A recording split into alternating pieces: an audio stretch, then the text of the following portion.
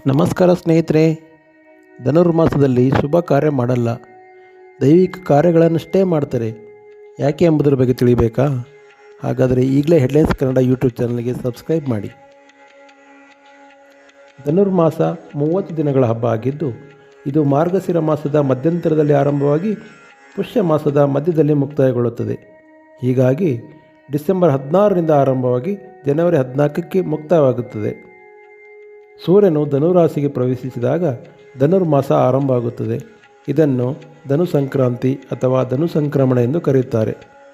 ಧನುರ್ಮಾಸವನ್ನು ಮಾಲಮಾಸ, ಚಾಪಮಾಸ, ಕೋದಂಡ ಮಾಸ, ಕಾರ್ಮುಕ ಮಾಸ ಇತ್ಯಾದಿ ಹೆಸರುಗಳಿಂದ ಕರೆಯುತ್ತಾರೆ.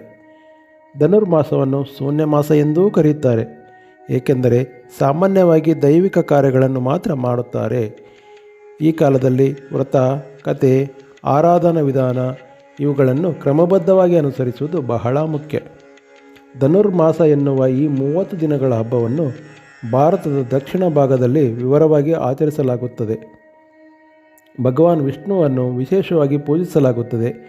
ಭಕ್ತಿಯ ಚೈತನ್ಯವನ್ನು ಜಾಗೃತಗೊಳಿಸುವ ಸಲುವಾಗಿ ಈ ತಿಂಗಳಲ್ಲಿ ಮದುವೆ, ಕ್ಷೌರದಂತಹ ಇತರ ಕೆಲಸ ಮಾಡುವುದನ್ನು ನಿಷೇಧಿಸಲಾಗಿದೆ. ಮನುಷ್ಯನ ಮನಸ್ಸು ವಿಚಲಿತವಾಗದಂತೆ ದೇವರನ್ನು ತುಂಬು ಹೃದಯದಿಂದ ಈ ಮಾಸದಲ್ಲಿ ಆರಾಧಿಸಬೇಕು.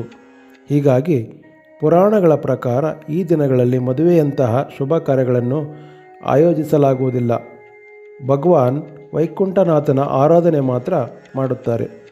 ಆದ್ದರಿಂದ ಧನುರ್ಮಾಸದಲ್ಲಿ ಷಷ್ಠಿ ಪೂಜೆ, ದತ್ತಾತ್ರೇಯ ಜಯಂತಿ, ಮಾರ್ಗಶಿರ ಪೂರ್ಣಿಮಾ, ಹನುಮ ಜಯಂತಿ, ವೈಕುಂಠ ಏಕಾದಶಿ, ಮಕರ ಸಂಕ್ರಾಂತಿ ಮಾತ್ರ ಆಚರಣೆ ಮಾಡುತ್ತಾರೆ.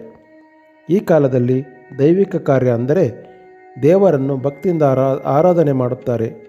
ಸಂಕ್ರಾಂತಿ ಬಳಿಕ ಮದುವೆ ಮುಂತಾದ ಶುಭ ಕಾರ್ಯಗಳನ್ನು ಮಾಡುತ್ತಾರೆ. ಈ ಮಾಹಿತಿ ನಿಮಗೆ ಇಷ್ಟವಾದಲ್ಲಿ ಒಂದು ಲೈಕ್ ಮಾಡಿ. ಹಾಗೆ ಹೆಚ್ಚಿನ ಮಾಹಿತಿಗಾಗಿ headlines Kannada YouTube channel subscribe ಮಾಡೋದನ್ನು ಮರಿಬೇಡಿ. ಧನ್ಯವಾದ.